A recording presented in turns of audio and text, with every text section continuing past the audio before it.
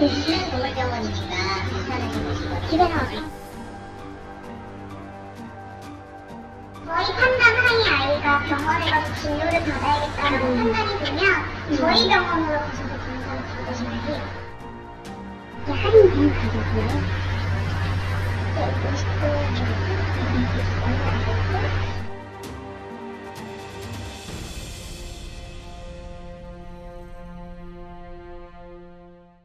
늘 그렇듯 인사는 공손하게 송공선 배꼽 인사. 안녕하세요. 안녕하세요. 위클리벳 황당무계 황당한 문화 나의 개소리. 안녕하세요. 문희정입니다. 안녕하세요. 이학범입니다. 우리 위클리벳이 벌써 네. 회수로 3년째예요. 네, 맞아요. 정말 이렇게 오래? 사실 처음에 이렇게까지 할 생각 그쵸. 못했고 그다음에 네. 무엇보다 우리 학범 대표가 중간에 자꾸 아이템이 아이템이 고갈돼요라는 얘기를 많이 했는데 네. 요즘 들어서 굉장히 작년에도 그렇고 네. 이슈가 되는 일들이 많았고 네. 신경을 써야 되는 부분들이 상당히 많아졌어요. 맞습니다. 네. 네, 오늘 굉장히 핫한 아이템을 가져왔습니다. 핫한 아이템. 네. 저희 위클리벳에서 왜 뭐 사회 전반적으로 동물에 대한 의식 수준 자체가 낮다 이러면서 참 많은 지적을 했어요. 그리고 문제점에 대해서 개선해야 되는 부분에 대한 얘기를 했는데 그 중에 한 파트가 뭐냐면 우리 수의사 선생님들 스스로의 어떤 네. 문제에 대해서도 저희는 뭐 성역이 없습니다. 네. 우리 학범 대표 수의사지만 제가 대놓고 까잖아요. 네. 저희가 네. 수의사의 윤리의식에 대한 거를 많이 짚어드렸잖아요. 네. 네, 오늘은 그 결정판 같은 주제를 갖고 왔습니다. 네. 이거 나가면 혹시 뭐 네. 학범 대표 수의사들 사이에서 따대거나 뭐 그러지 않나요? 그러진 않은 것 같아요. 요즘에 저희한테 네. 너네 수의사지만 내부 비판을 좀 더 해야 된다 이런 목소리가 높아지고 있거든요. 그래서 네. 할 때가 된 것 같습니다. 네. 그래서 아마 위클리벳 그 사실 시청자들 중에서 동물보호 단체 쪽에 계신 분들 입장에서는 수의사 분들한테 좀 불만이 있으셨고 그다음 뭐 반려인들 입장에서도 동물병원이라든지 수의사 선생님들에 대해서 살짝 못 믿어하는 부분들 있으셨을 거예요 아마. 그리고 왜 수의사가 먼저 바뀌어야 되는 거 아니냐라고 얘기하신 분들도 계실 테고 그리고 수의사 선생님들 중에서도 우리가 이제는 조금 달라져야 되지 않을까라고 필요성을 참 절감하고 계셨던 분들 계실 텐데 저희가 오늘 과감하게 어떤 부분을 확실하게 고쳐야 되는지에 대해서 아예 네. 콕 찍어서 얘기를 하죠. 네, 하겠습니다. 그 수의사법에 보면은 동물병원을 이제 개설할 수 있는 주체가 나와 있어요. 네. 뭐 수의과 대학 있고 뭐 비영리법인 있고 기본적으로는 수의사만 설립할 수 있게 되어 있잖아요. 수의사만. 그런데 이거를 이제 실제 어떤 다른 사장이 있고 네. 수의사를 고용해가지고 사람 쪽으로 치면 이제 사무장병원이죠. 저희는 이제 샵병원이라고 하는데 이게 불법이라는 건 대부분 알고 계세요. 네. 그리고 그 샵병원을 처벌 강화하기 위한 법 개정도 이제 추진이 되고 있고. 근데 그거 말고 샵 연계병원이라는 개념이 있어요. 샵 연계병원. 네. 그러니까 동물병원이 이제 자율 경쟁을 해야 되는데 펫샵에서 이제 강아지를 분양하고 하잖아요. 네. 이 펫샵과 연계를 해가지고 여기서 분양받은 개를 우리 병원에 보내주면 커미션을 주고 뭐 이렇게 서로 연계를 하는 거죠. 그렇게 하는 게 이제 샵 연계병원이라고 흔히 부르는데 이게 근데 일단 네. 얼핏 들었을 때는 이게 뭐 그렇게 크게 문제일까 싶기도 네. 하고 그다음에 뭐 이렇게 소개해주면은 반려인들 입장에서는 좋은 네. 병원 소개해주니까 좋은 거 아닐까라는 이제 생각도 들고요. 소비자들 입장에서는 뭐 할인이 되고 하니까 좋게 느껴질 수 있지만 수의사들 입장에서는 이게 경쟁을 심화시키고 비윤리적인 행위를 하는 거거든요. 근데 그렇게 됐을 때 결국에는 이게 전반적으로 봤을 때 자율 경쟁이 안 되다 보니까 의료의 질이 오히려 떨어질 수도 있어요. 그러니까 꼭 소비자분들이 샵연계병원을 통해서 싸게 진료를 받는 게 좋다고 생각하는 거는 장기적으로는 맞지 않는 생각이에요. 네. 근데 뭐 얼핏 듣기에는 뭐 그렇게 이런 부분들이 크게 문제가 될 네. 정도로 심각한 상황일까? 뭐 그쵸. 실제로 그게 어느 정도일까? 뭐 이런 게 약간 의구심이 들기도 하거든요. 맞아요. 저희가 샵연계병원 얘기를 많이 하는데 실제로 어떤 상황인지에 대해서 지금까지 밝혀진 바는 별로 없어요. 네. 하도 음성적으로 이루어지니까. 그런데 이 서울시 수의사회 윤리위원회가 있어요. 수의사들이 윤리의식을 강화시키기 위한 조직인데요. 그 조직에서 큰 일을 했습니다. 그래서 실제 샵 연계병원과 또 그 병원과 연계되어 있는 펫샵을 방문해서 몰래 영상을 촬영을 했어요. 그 영상을 저희가 이제 받았는데요. 네. 그걸 오늘 위클리벳에서 좀 공개하도록 하겠습니다. 일상적으로 우리 반려인들이 충분히 겪으실 수 있는 그렇죠. 그리고 일어나고 있는 그렇죠. 실제로. 실제로. 네. 그러면 우선 영상부터 네. 보고 와서 저희가 본격적으로 이야기 네, 나눠보겠습니다. 영상을 먼저 함께 보시죠. 그러면 이것도 다 병원 아까 말씀하신 그 병원에서 나는 거예요? 아니요, 이거는 선생님이 직접 맞춰주신 거예요. 예뿐만 아니라 요날 오는 아이들이 그때 똑같이 들어간 아이들이 많기 때문에 저희가 다 데리고 병원에 갈 수가 없어서 선생님들이 직접 가지고 와서 해주시죠. 증상은 조금이라도 보이면 저희 쪽으로 연락을 주셔서 저희 판단 하에 아이가 병원에 가서 진료를 받아야겠다라는 판단이 들면 저희 병원으로 가셔서 검사를 받으셔야 해요. 15일까지가 50% 드신 거니까. 아니요. 15일 동안 해드리는 건 아니고요. 아니, 15일은 50%요? 그쪽에는 다 해주실 거예요. 아니, 원장님들도 좋고요. 진료 동물병원이니까 괜찮으신 곳이거든요. 집에는 어떤? 제가 명함이랑 네네. 여기는 고객님, 저희 있는 제휴병원이고요. 요거 같은 경우에는 저희 병원이거든요. 그래서 제가 부르시면 되시고요. 그래서 분양을 하셨다고 하시면 없었거든요. 이게 할인된 가격이에요? 네, 50%.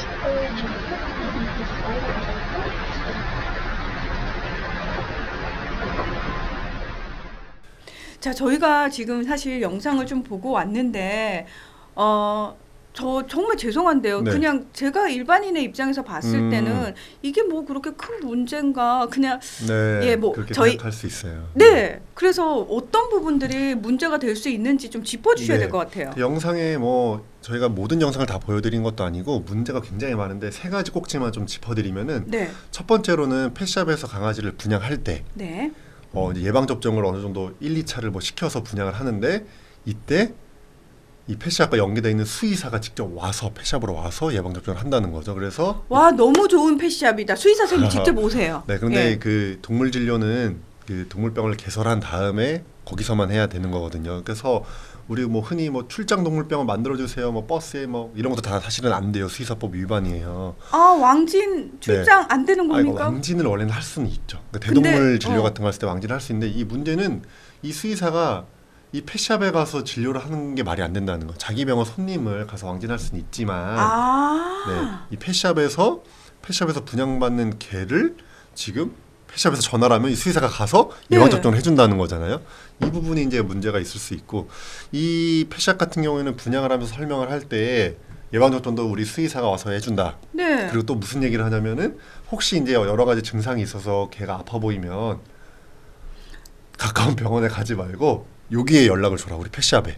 그러면 우리 병원에 가서 치료받을 수 있게 해주겠다. 아, 이거 굉장히 네. 그냥 판매에서 그치는 것이 아니라 AS까지 신경 써주는 느낌. 네. 근데 여기서 말하는 우리 병원이라는 게 바로 이제 연계된 병원이라는 거죠. 그래서 연계된 병원으로 가서 치료를 받았을 때만 할인을 해준다.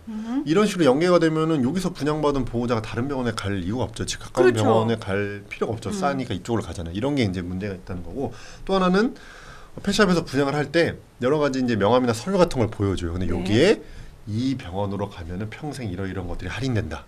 이런 내용들이 나오는 영상이 있었고 또 하나 문제는 이제 동물병원 수의사 영상이었어요. 이제 안타까운데 이제 진료를 하면서 이 샵에서 분양받은 걸 확인한 다음에 이제 할인이 들어가는 뭐 그런 영상들이 이제 문제가 되는 거죠. 근데 얼핏 듣기에는 반려인들을 위해서 펫샵이 많은 그 혜택들을 준비하고 있는 네. 느낌이 들고요. 그리고 또 하나 아무래도 동물병원에 갔을 때 그렇게 사실 동물병원 진료비에 대한 부담이 있는데 이렇게 할인을 해주신다고 하니까 뭔가 더 좋기도 하고. 네, 그런데 그거는 그렇게 생각하면 안 되는 게 이 할인이 되는 거, 가격이 저렴한 거는 자율 경쟁을 해서 펫샵과 연계되지 않더라도 실제로 더 저렴한 병원도 있어요. 보호자들이 선택하는 거거든요. 네, 샵 연계되지 않은 병원들도 가격이 수가제가 없잖아요. 동물병원. 네, 맞아요. 그러니까 더 싼 데도 있고 비싼 데도 있고 보호자가 선택을 하는 거예요. 그래서 그렇게 선택을 하는 건 문제가 없지만 이 샵과 연계가 되어서 그 병원에서만 이렇게 할인이 된다. 이런 게 이제 문제가 있다는 거고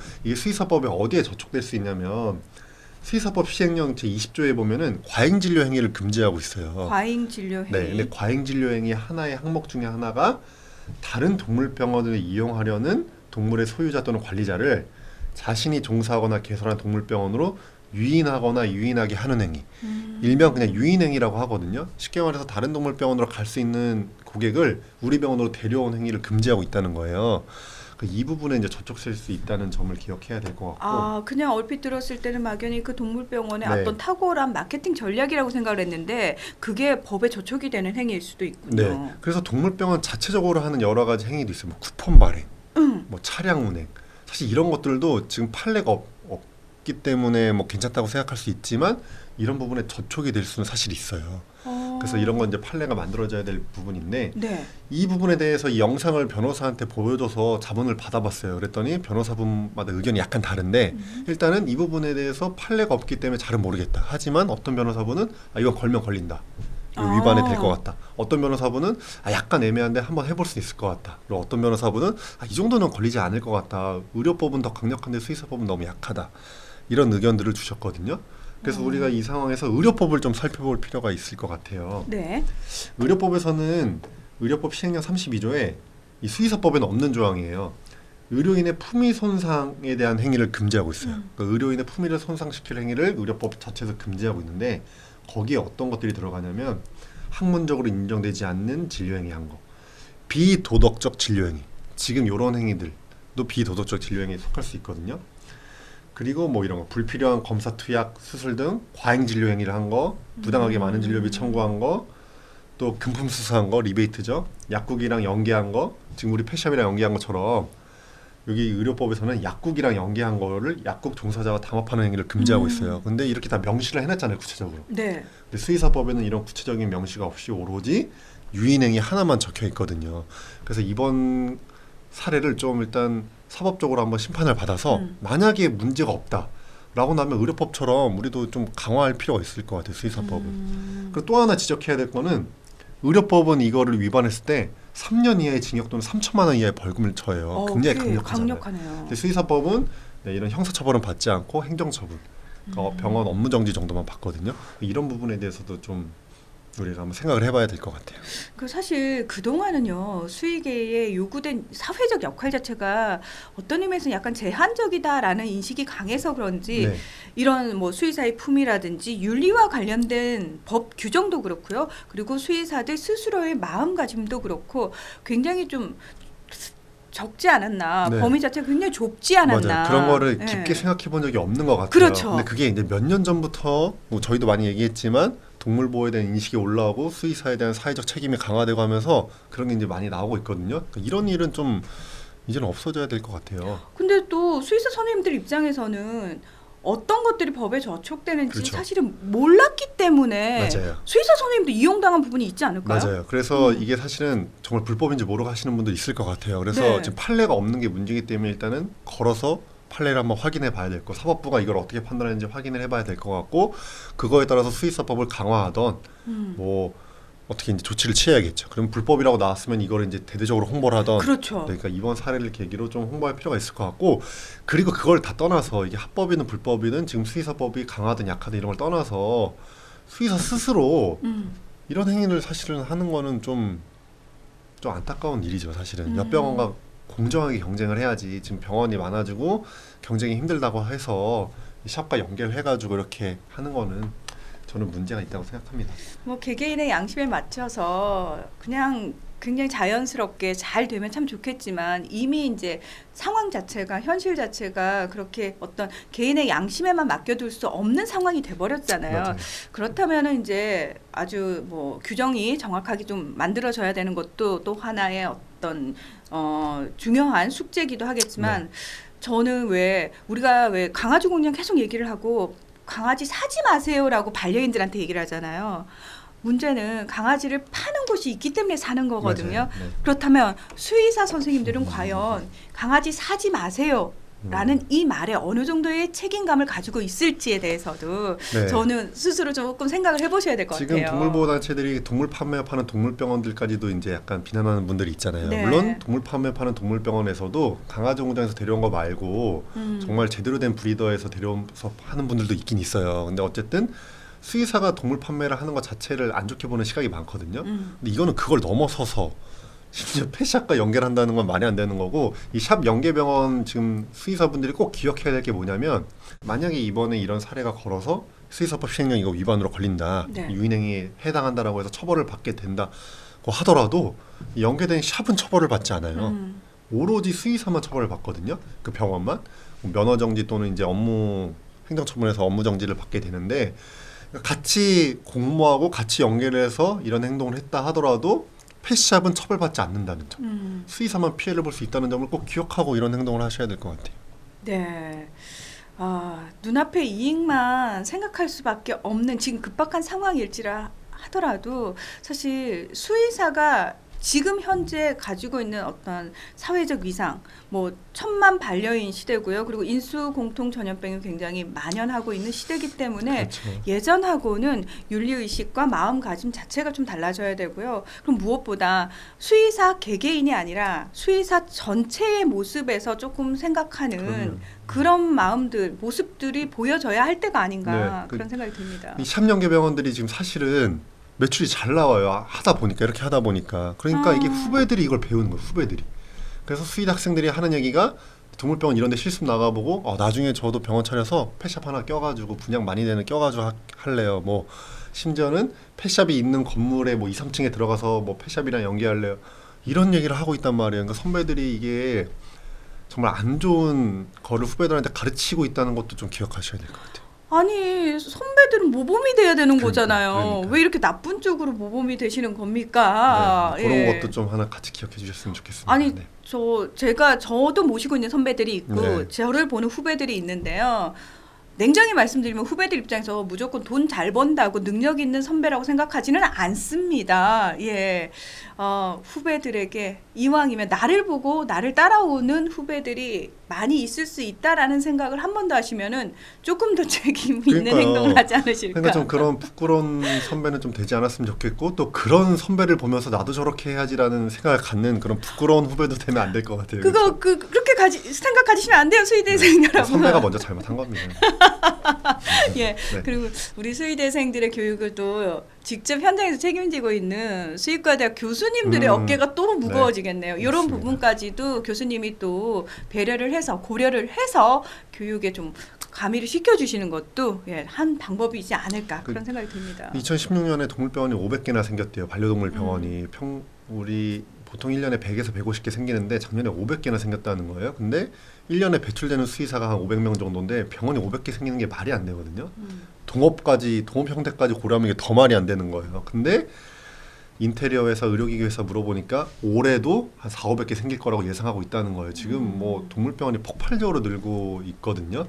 그러니까 경쟁이 심화되는 건 맞아요. 근데 아무리 경쟁이 심화된다 하더라도 우리 수의계 영역을 더 넓히고 전문 영역을 더 개척하고 지금 수의사들이 놓치고 있는 진료 영역을 찾는 이런 식으로 우리가 방법을 찾아야지 이렇게 연계병원에서 할인하고 이런 방법으로 찾는 거는 이 수의계 전체가 다 같이 죽는 길이라는 걸 좀 기억하셔야 될 것 같아요. 맞습니다. 반려인이 만나는 그 한 분의 수의사 선생님 때문에 수의사 전체에 대한 이미지가 결정이 될 수도 있는 거거든요. 내가 수의계다라는 생각으로 조금 더 책임감을 가지고 윤리의식을 가진 수의사 선생님들로 거듭나시길. 물론 잘하고 계시지만 네. 그런 분들도 계시지만 조금 더 깊은 고민을 하는 그런 계기가 됐으면 좋겠습니다. 네.